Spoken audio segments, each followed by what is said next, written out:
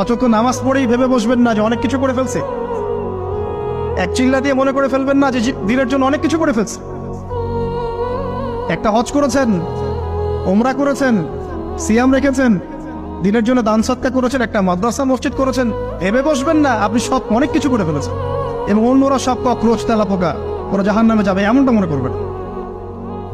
জানি না আমরা যে কার আমলের কতটুকু আল্লাহর কাছে কবুল হচ্ছে। তো এখানে এই ব্যক্তির সমস্যা ছিল এই, সে নিজের আমলটাকে অনেক ভারী মনে করছিল এবং সে স্টেটমেন্ট দিয়ে ফেললো যে তোকে আল্লাহ পাক মাফ করবে না।